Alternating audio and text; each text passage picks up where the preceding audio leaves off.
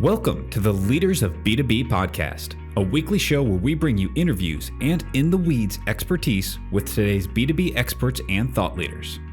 You can see more about today's episode and guest by visiting our website at leadersofb2b.com. This episode is brought to you by Content Allies.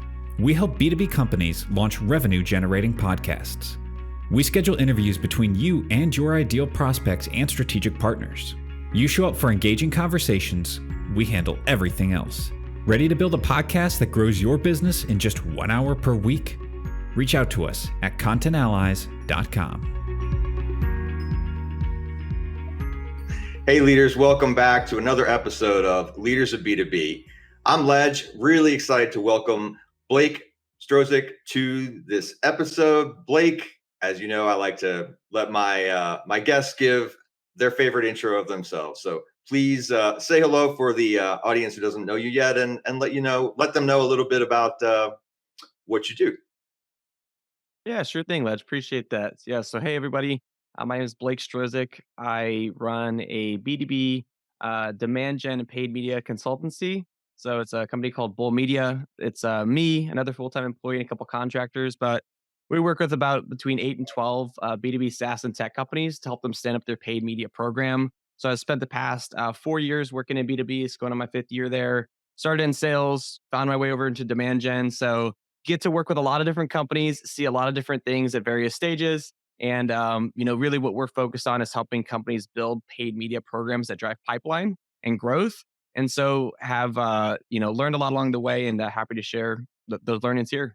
Yeah, absolutely. So I didn't catch that part about you were in sales. I mean, and like I love that. I don't know if I will ever graduate to demand gen, but I do know that I have a lot of feedback for the demand gen folks. So like, what was that evolution like? Because I mean, wow, like talk about like it's almost like crossing into enemy territory. You started working for marketing. So Yeah, no. So my very first role in B2B is I was actually like just a SaaS AE. So I was an account executive, was a hunter. So I had to go out and prospect, wow. cold call, run that whole full cycle sales process with sales engineers, do all that good stuff.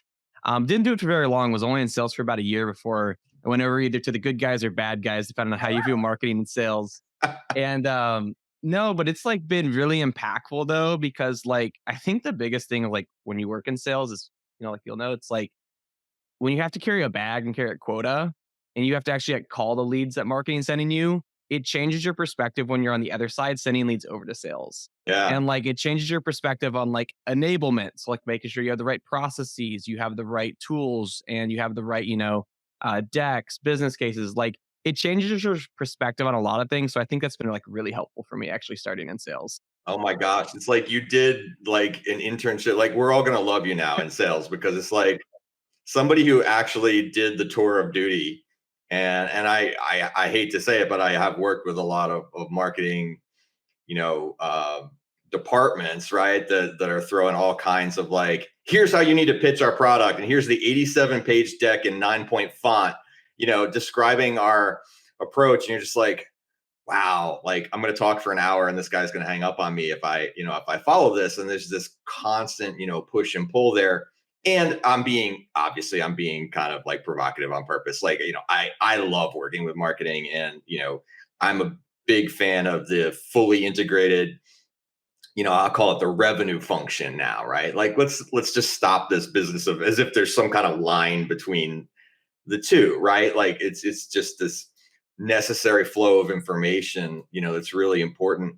And I'd love if you would break down, that what I hear a lot is people mangling, maybe even myself, performance marketing, lead gen, and demand gen. And I think a lot of those things get used kind of like interchangeably, but that's kind of wrong. So, what does that look like in your world to help everybody kind of set the baseline of vocabulary? Yeah, I think that's a really great place to start because it is one of those things, especially as we were, talking before we hopped on, like B2B is just so nuanced and words mean different things to different people, but like they matter because it's like what you consider a lead or an opportunity varies from every organization. So kind of how I see it is in my eyes, lead generation is direct response. So I am, putting out if I'm looking for the marketing perspective, I'm putting out an ad and expecting a direct response. And I'm going to measure that versus dollars in, dollars out, saying that I put in X amount. So I put in $10,000. I had 100 people, or I'll keep it round numbers so I can do the math easier. I had 10 people contact me. So I got $1,000, cost per lead. That's like, dollars in, dollars out lead generation. And then like the flip side, demand generation, you still obviously have to know like what's our return on our demand generation, but it's more focused around education. And so demand generation is a mix of like educating your market at scale so that when they're not in an active buying cycle, you are top of mind and building brand affinity and building understanding so that when that company does become, or that person at a company becomes in market and in a buying cycle, you're at the top of the list. So you might not look for a direct response now, but 6 months down the line, when their budget renewal is coming up for their tool, because I work in SaaS, so I think in those terms, you're coming up in that, right? Or if you're looking for another vendor provider, hey, they've been consuming our content for 6 to 12 months. Now they're going to think of us when we need a podcast production agency. That's kind of how I delineate. Direct response equals lead gen, or Mhm. lead gen equals direct response, and demand gen is much more like education and affinity. And then what's performance? So performance, I think, definitely goes more toward like the lead generation is how I would kind of bucket it. So like performance is Okay. looking like dollars in, dollars out. How do you look at like scale and just like very much that like, I put in this and got out this and then it scales at this pace is kind of how I would think about it.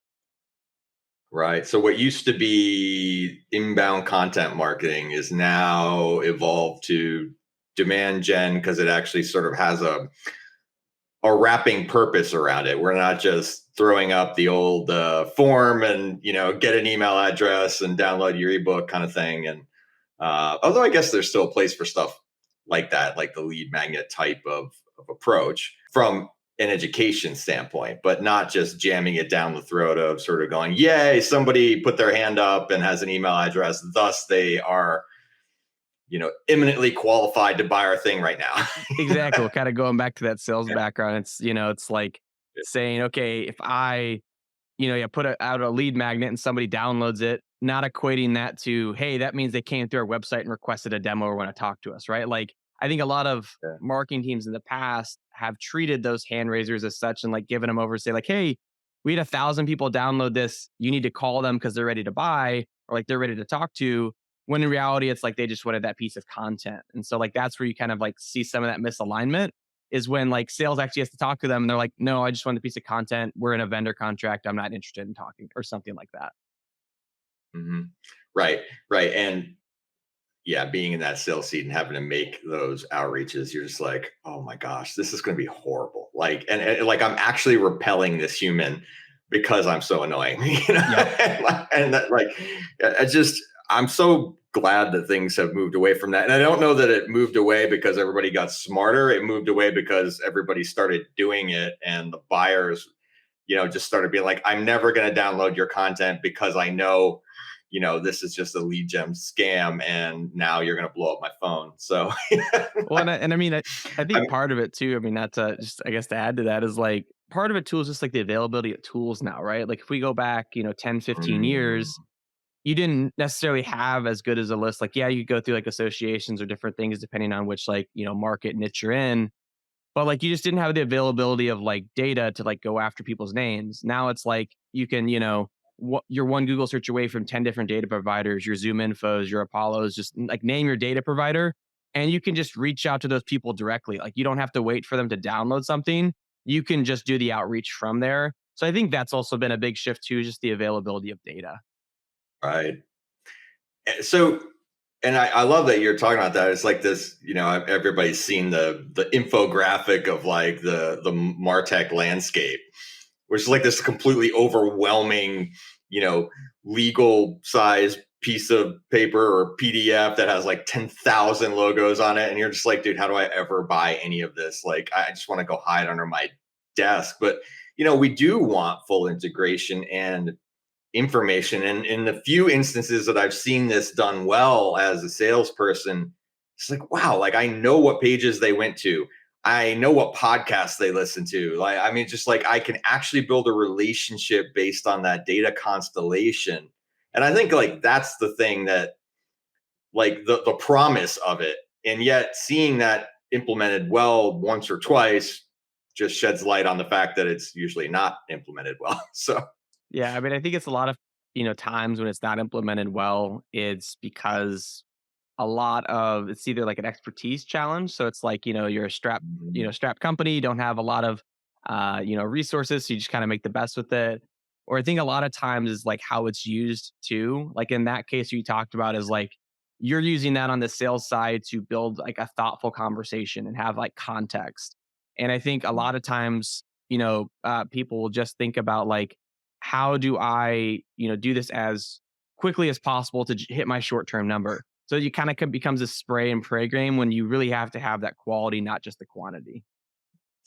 do you think that marketing and sales should be like have the same revenue metrics, so like the same evaluations? Like how do you think about it from a, I don't want to say comp, but like a, an incentive system that kind of drives that whole moving system in the right direction for the company? I definitely think, yeah, sales and marketing should 100% be aligned. In terms of like what that looks like for every company, again, going back to that nuance conversation, it's different. But I would say, like, to unpack it a little bit, it really depends on like the go to market motion, the market you're selling to. So, for example, if you're in a market that's large total addressable market, high velocity sales, more dealing with SMB, so lower ticket prices, you're going to lean more on marketing because marketing has to do that wider outreach. And then sales is, doing more of that, kind of like one or two call closes, right? So like it's not so much just like long sales process. But on the flip side, if you're selling an enterprise sales, so whether that's services or tech or whatever it is, those are long sales cycles and those are led by the sales rep. And so marketing is much more playing a support function in there where you're saying like, do we have all the sales collateral we need? Are we setting up the right meetings at the right events? Are we aligned on our account-based motion? So I think to answer your question directly, Ledge, like, yeah, definitely they should be aligned, but what that looks like changes with what company you're at based on like who owns like what KPIs. But everybody should be aligned on like, here's who we're selling to, here's our revenue targets. How do we get there together? Not how does marketing meet their target, but sales misses or vice versa. Right, right. And so I'm guessing when you work with clients, you step in sometimes to places that are, sort of doing this completely wrong, or they wouldn't have called out and, sort of go, hey, please help us, bull media. So what's that transformation look like? I mean, because it's like an overwhelming amount of work. I almost think like it's a lot of like, head in the sand, like ostrich, of just like, this looks so expensive and so hard, and it's breaking everybody's brain, and I think you probably come in a strategic consulting type of, hand holding way, because I know I do when we're rebuilding sales systems. Mhm. It's just like, y'all, I know you meant well, and the only thing you're good at is operations and delivering to clients. So let us help you do this, and all the assumptions you made are well reasoned and completely wrong. And, so I'm always interested in that, like that, I don't know, that just sort of approach of fixing things. It's almost like a turnaround case, in many cases, because they don't call an expert if they're doing it well. Oh, 100%. I mean, that's what prior I had worked at an agency before I went out on my own. And that's what, me and my partner that we work on client accounts with. That's what we always talk about. Like the clients are coming to us for a reason because they like need our help. So like everyone's always going to have a different situation. So Mhm. kind of how we lead those transformations, right? So typically what we work with is we work with earlier stage companies, but we really work with companies as small as, 3 billion ARR to 50 million ARR, and they're looking to scale a paid program. So it's all across the board. But how we start is we align on like the fundamentals, right? So that's like the step that I think a lot of companies miss. A lot of teams want to jump right into the tactics, right? They might see something online, might hear something from someone at an event, see something in a Slack group they're in, saying like, "Hey, we tried this thing and it worked really well." When in reality, like you have to start with really firm fundamentals. So knowing things like who's our target customer, which like we talked about sales and marketing, that might be two different answers. And actually, if you ask your customer success or service team, they might have a third different answer. So it's like who's our target customer? You know, why do we win there? It's like what are our competitive differentiators? And just like understanding like the rest of the go-to-market motion, like what's our pricing, packaging, what's our sales process. It's like aligning on all of that And then when we build like the marketing side, the paid side, really what we look at is like, okay, let's understand, like, first off, what are you willing to pay to acquire a customer? Because I'm sure like in building sales processes, you have to like have that math work. So you have to decide, okay, do we need, a more junior SDR function and a full cycle salesperson? Do we need just a full cycle salesperson? Like you have to build that in. Same thing on the paid side. You have to understand, okay, what are we willing to spend to acquire a customer? And then what channels make the most sense to acquire those customers? Are a lot of people searching for what we're looking for? Let's start something in a Google search. Is our audience, enterprise and on LinkedIn? Let's start with LinkedIn. And so it's really just like figuring out, those fundamentals, figuring out what channels are going to make sense based off that audience we're going after. And then it's just creating, a couple different hypotheses based off our experiences and what we learn from clients and going out and testing and gathering data and not just stopping at like looking at cost per lead and saying like, hey, we got people to raise our hands. We'll look for people that are qualified. So you're not sending junk leads over to sales, but qualified people that actually turn into opportunities so you can actually have a program that's contributing to the bottom line. So I think it's like it's Right. fundamentals. It's really just fundamentals all across the board. Like that's kind of like the 3-step sequence there. Right. Nobody wants to do the work for fundamentals. They just want it to work right Right. away. So Right. Everyone just wants to right. say like, hey, we're gonna offer $100 gift card, have 1,000 demos come in, and that's all the marketing we need to do. That's really what everyone wants to do. We're so awesome that it's the old like hang out a shingle and people will just be banging the door down. Right. I tried that, in my early entrepreneurial career, and it turns out nobody calls. It's so weird. But that's how I first discovered that marketing was a thing because I wasn't doing it. And Right. go to the fundamental one thing that jumped out at me is like looking at your work, out on the internet is like just ICP, man. Like it's so easy to talk about this, and it's not easy. I mean, I still struggle with like finding any good tool or methodology where I can just like really say like that's our customer, and I can speak to that person in a way through my my copy or my approach that could like that they go, that's me. It's the first way I think about it, like almost like in a you first, like this is exactly the thing you're feeling. This is the place you want to go, like and like aspiration that doesn't sound cheeseball. I mean, but before all that, you got to know like who they are. And I mean, it's just so freaking hard. You can't do this, I don't know, psychographic, firmographic, behavioral, and sort of like, well, maybe they want to drive a Porsche when they grow up, or like it's like so ridiculous crap. Like, what is the right way to do that works? So I found one of the best ways to do this. So there's, like you said, there's multiple different frameworks on how to like figure out your ICP. But like I think the best thing is like saying like, okay, what's our total addressable market? So it's like a couple different steps for me. What's our total addressable market? So who's every account we could sell to? Okay, we established that. Say that's 10,000 accounts. And I think that's a great thing about B2B too. Like, unless you're selling like just to like SMBs where you're Mhm. like QuickBooks Online, you can sell to any small business. Like, most B2B Right. companies have very firm criteria on who they can sell to and who they can't. So, like, you can really kind of get it at that account level and then start to like whittle down from there and start there.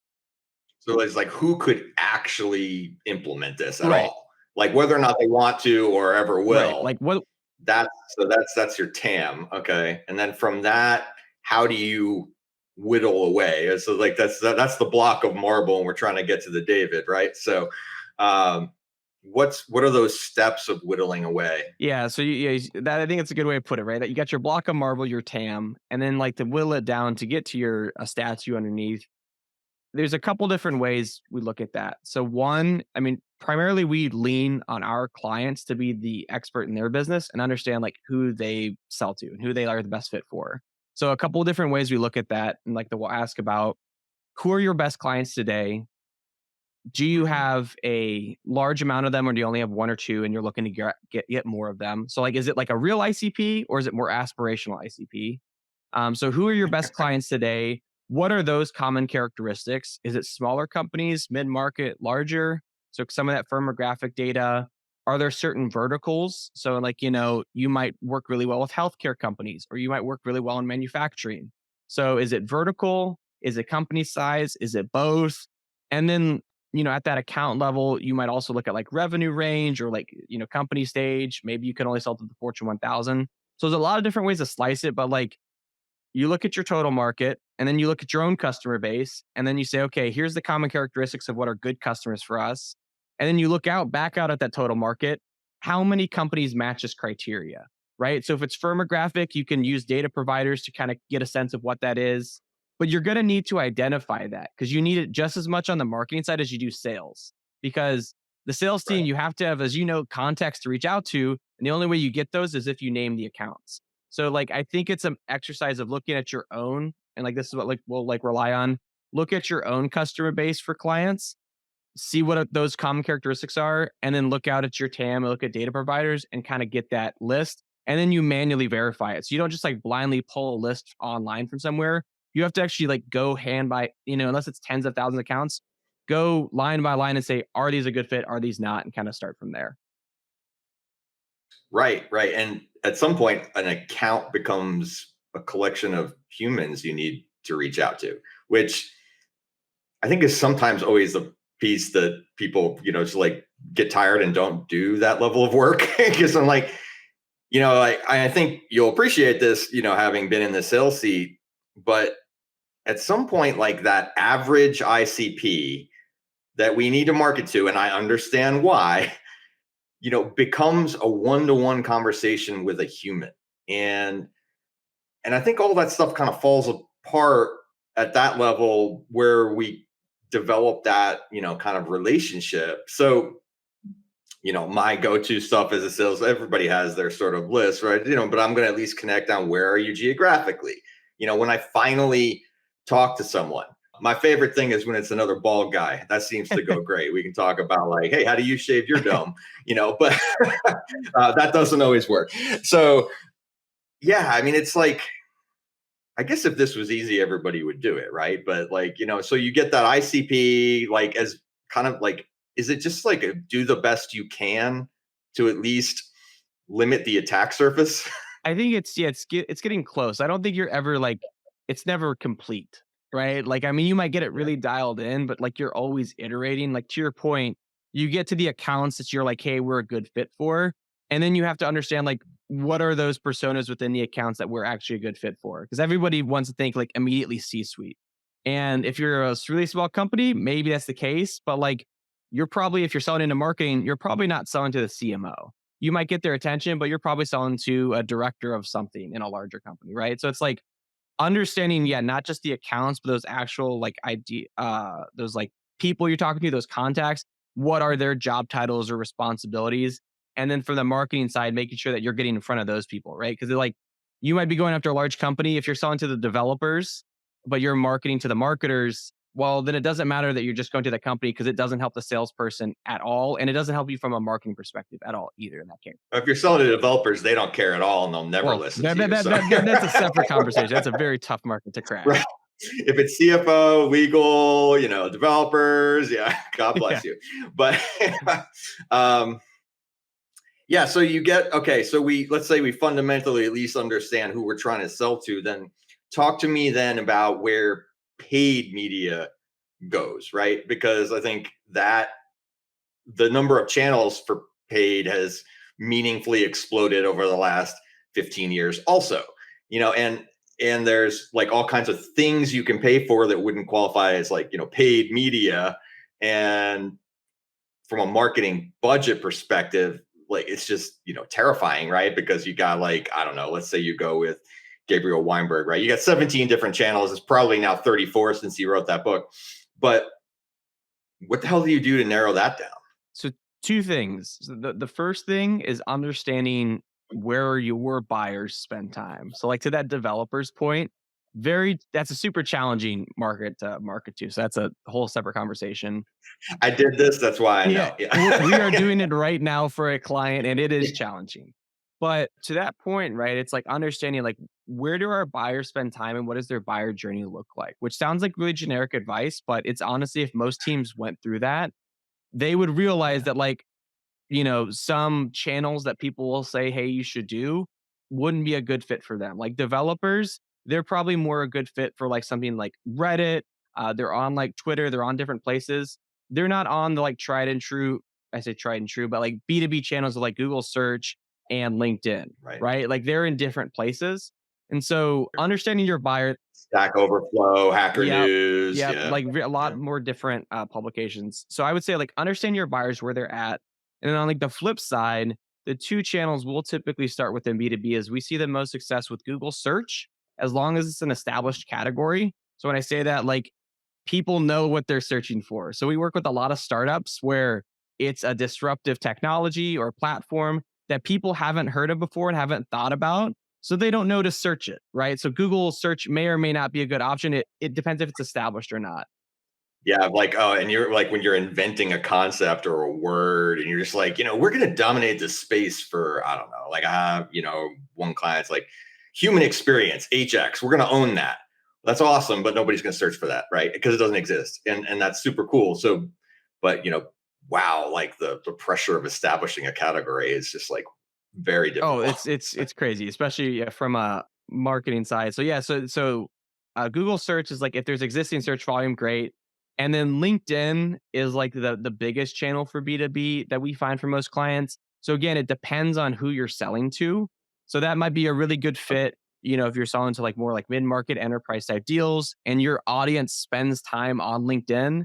Like there are certain personas. LinkedIn has so many members, I don't remember however many hundreds of millions it is, but like you can Mhm. bank that most marketers, HR, sales, recruiting, and leadership, those are a lot that spend time on LinkedIn. There's other functions that, yes, absolutely do, like finance, different ones. But those are like some ones that are really strong for LinkedIn. And so, like, that might be a case where you start there. So, Google search and LinkedIn are typically where we'll start for clients, just because those are the two best channels we typically see for LinkedIn. But it all starts, where is your market at? Which again goes back to the nuance of B2B. You have to understand that. Right. Yeah. I mean, it's probably pretty easy to go like, I have no idea where these people hang out. Right. I mean, is there like I guess you just have this, you kind of have to guess based on that ICP from your perspective. I would say like that institutional knowledge or category knowledge that you have, like that alone is worth paying for. Cause this is like, I don't know. I want to reach firms that are, 1 to 5 million. They have 10 head count. I need to talk to the director of whatever sales, and it's just like I have no idea where they hang out. I work too much to consume media, and I'm my persona, and I don't know what I would do. Because I am also like the outlier and don't adhere to anything. So don't listen to my opinion because I don't want to consume any media. I just want to go stare in the corner, when the day's over. So I mean, it's so weird, right? Like there's just so much input, and that filter must be a huge challenge. Yeah, well, for that, when we're looking at like, kind of getting like estimates where they spend time, there's really like three things we look at. So the first is really recommend to like clients, and try to do this when I was in house, because I previously worked agency side before I went out on my own, and now working external. But like my previous company, I was at a Series D pre-IPO startup, so worked in that B2B supply chain space, and then had worked in an agency, and then before that, I was like the only marketing person at a small B2B tech company, and we were selling to a really niche audience there. But like basically one thing that I looked to own when I was in-house was like having a customer feedback loop, which is very easy Mhm. general advice to give, incredibly actually complicated to execute on. But basically like having a cadence. So whether it's, over video calls, a phone call, over, at events, having a cadence where you're directly talking to the people you're selling to is so critical for every go-to-market team, whether you're sales, marketing, customer success, whatever. It's crucial for the organization because you need to have that pulse. Like, where do they spend time or get information and do that? So I think like the market research is one, but then on the flip side, more tactically, like what we do on our side is on Google search, we can see what's keyword volume. So if we can understand what your ICP searching for, we can see how many searches there are per month and kind of get a sense of like scale there. And then like on like LinkedIn, for example, really great targeting on there. So to your example where it's like, hey, we want companies in this industry at this size, or even if you give us a target account, let's say, hey, of these 1,000 accounts, we want the directors of marketing. We can tell you how many of them are on LinkedIn. And then when we start running ads and gathering data, we can tell you how many of them are active based off how many our ads are reaching. So there's ways to do it Right. externally, but the number one way is definitely that primary customer research to have stood up. Yeah, when we go into, I know again from the sales side, go into a company, and the first thing I want to do is like, look, give me a spreadsheet of all your customers, and I want you just to rank them red, yellow, green. And green is like, I wish I could clone them and get me more. And then I want you to set up calls with those people, and I'm going to meet them. And I'm just like, why the hell do you keep paying this bill? Because there are other solutions. And like, why, what matters to you? And then start to gather that back into content prompts where I kind of go, okay, this stuff seems to make a difference. Hello, marketing friends. I need content at the top of the funnel or at the beginning of the buyer journey if you like your things horizontal. And and then I can say like this is what matters, and it has nothing to do with what you think it did before. Yeah. And let's start telling that story. And then if somebody gets to a call with me, I need very granular collections of sales enablement Hmm. materials. Like I want to be able to demonstrate as if I'm off the cuff here. Oh, let me just grab this thing because that thing you just asked, like I have a neat slide about that. But I'm intentionally not saying here's my whole deck. I want to make it look like right out of my bookmark bar on the call live, I opened a thing and went to slide 6 and forget about all this other crap because I'm talking to you. And so I have this orchestrated sales process that depends very much on that personalized touch that is scripted in the sense that I have all the things I could ever want, and please make them look really nice and pretty and smart. And that is my interaction with designers and information folks and marketing. It's just like, let's make that happen together.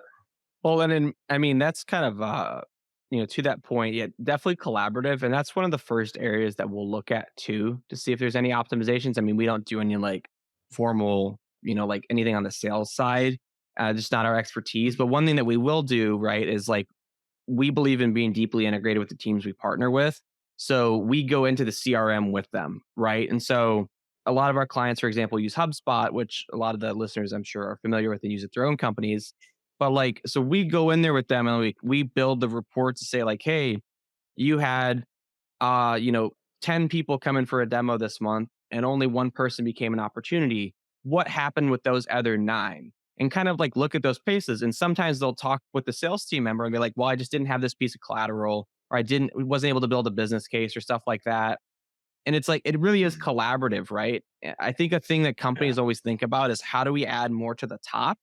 When in reality, there's a lot of things they can do further down the funnel from that Yeah. sales call to win more of those calls. So whether that's having the right enablement Yeah. materials, building the business case, having a smooth sales process, having a quick sales process if they want, so you can match the urgency of the customer. Those things get overlooked all the time, but you can be you can hit the same goal with the same amount from the top if you get more efficient at the bottom, just as much as you can like if you feel more at the top. Like they can both work. Yeah. No, I think that's right. And I mean, I know from my perspective, I would come in and kind of go, listen, we want to rock the call to close ratio. And that doesn't just mean get me more calls.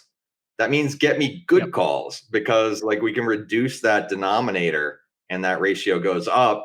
And as a result of that, you're also going to see your average selling price or your ticket price go up, because now I can start to know that people are pre-educated coming into the call. And there's all kinds of ways to do that. But if they show up, they have not self-selected out. And I think that that's really important from that perspective. Are we educating people out in the ether that the right ones put their hand up and want to continue to be educated? Because our world starts when there's a name and an email that actually cared, not just that there was a name and an email that like randomly bumped into our fence. Right, So right. Like they landed yeah, on your site or saw some content somewhere and were like, "Hey, that resonates with me," or "Hey, I'm facing that problem," or "Hey, that's important to me." So they're like, "Yeah, I need help getting that solved." yeah. Fantastic. So talk to me a little bit about like, okay, you did talk about your journey sort of up. You got sales, you got agency, you got direct, you got, sort of I worked in the trenches. Now we can, meaningfully represent multiple companies. Can you talk about lessons learned, along that path that have stuck with you, or even the negative lessons of going like, well, I'm never going to do that again, because I think those are also very important. No, it's a great question. So I think we've touched on some of them, and then I have some others I can share. But the biggest things that are top of mind, so nailing the fundamentals, so not using those as an excuse like, oh, we have, like, you'll never be perfect, right? But like, you have to have an opinion on your positioning, you have to have strong messaging, you have to have a identified market and account list and personas. Like, those are things you have to have. And if you don't have those, don't worry about getting other programs in place, start there. So I think like that's a big thing, because we work with startups a lot who just want to go, and you need to have those fundamentals in place. So I think that those are some big things. Some other things that we haven't really talked about, that I would mention here. It always takes longer than you think it's going to take, but it's worth it to build a sustainable program. Because I'm sure, as you guys on the sales side will kind of come into, it's like it's going to take you time to ramp. You have to figure out who are we going after, what are we going to say that's going to resonate, and how do we like work that process. It's the same way when it comes to the paid side of marketing. Like, we have to understand, like, what are the channels that are going to work? Are they going to work in terms of like, are we going to be able to get people in? And then when we get people in, is it at the right cost and at the right scale to be a scalable program? So, for example, if you only have, 100 people searching for what you do a month, you want to get in front of all those 100 people, which is great. But if you have a growth goals where in reality you would need 10,000 people searching for you per month, then like a Google Ads program might not be the most scale you need, right? It's not going to give you the scale you need. So like, it always takes longer than you think it is. You are constantly experimenting. Like, it's never just like, there's never a playbook that translates from company to company, because B2B is so nuanced and your messaging, all that stuff is so nuanced. You just have to keep those fundamentals in place, understand how the channels work. So like, people are searching for this, or these people are on LinkedIn, but then you have to develop your own playbook for each company. So I think like that's the thing. We work at scale across 8 to 12 companies at a time right now, and we see that consistently, where it's like the only consistent thing is the inconsistency, where it's like every company really does have their kind of like unique way. Like, obviously there's nuance in B2B to understand, like selling to a business to business and B2C. But like, if you're selling a $2,000 per year tool to nonprofits, very different selling motion in both how you market it and sell it in a sales process than if you're selling an $80,000 tool to a higher education, like a university, because they have a procurement department and it's multi-threaded. And so like, those would be, I guess, like the big learnings. So it's like fundamentals, fundamentals, fundamentals. But then it's also like, it's going to take more time than you need. And it's just one continuous iterative experiment is what I would say. Right, right. The funny thing is, and I think all of it's like that, is like, well, it's going to take longer than you think. Well, think longer. Yeah, exactly. Right. Don't just think for this But we never quarter. nail it. Like, it's like whatever your best estimate is, like double it and triple it, and you're just like, what the hell, man? Like, I think, what is it? The hard thing about hard things, right? Well, and it's like, you're gonna need to grow it, like whether it's outbound sales or paid marketing, like you're going to need to figure it out at some point. So every quarter you spend not figuring it out is another down the line that you won't have that up and running. So it's like, you can either pay it Right. now or you can pay for it later. Just depends how you want to approach it. With substantial Yeah. interest, yeah, later, because that cost of equity is very, very high. I mean, that had to come from somewhere, and if you weren't financing that from revenue, you're going to be very disappointed, Exactly. that you didn't. So yeah, I think that makes a ton of sense. Well, Blake, before we run out of time, I like to ask everybody, sort of, okay, audience of leaders of B2B, what has to be on their radar, in the next 2 years, that maybe you're like keenly aware of and studying from the space, that maybe everybody else isn't there yet because of your unique, perspective. Yeah. I think the biggest thing that's top of mind for me is, I think in B2B, we all, and I say we collectively, just like all in B2B, still, I think, underestimate the value of content in today's world. And that might sound like a cliched answer. Like, I'm sure you hear a lot of things like that, but like, I just don't think we respect the power of content done right for like how it builds the brand of your company. Because there's like two ways to generate referrals that I see for companies. One is to provide an outstanding experience. So a great product experience, great marketing, or a great sales experience, and a great, like, customer service experience. great product experience. That's like typically how companies get word of mouth. But there's like a second one that's like been gaining in momentum, at least in the circles that I run, where companies are getting referred to, or like people are referring to companies that they've never worked with before. And they've been referring to them because they've gotten value from their content. And so content can mean a lot of things. It can mean going to an event. It can mean a podcast like this. It could mean, content on social media. Like whatever it is, people are referring to brands or building affinity to them because of the content they create. And so while that's not necessarily new, I think the velocity at which it's like becoming more important is because just the more and more time that we all spend on social, especially in the B2B world, the more that content matters. And so like that's what I would be looking at is like how in the next 24 months, if I'm a marketing leader, yes, there's a bunch of things I need to do to hit my short-term goals. We talked about some of them. But my biggest thing I'd be looking at is like, how do I position our brand as a really strong brand that puts out good content that builds affinity so that people that don't work with us refer people to us because we provide so much value. And so that's really what I'd be looking at over the next 24 months.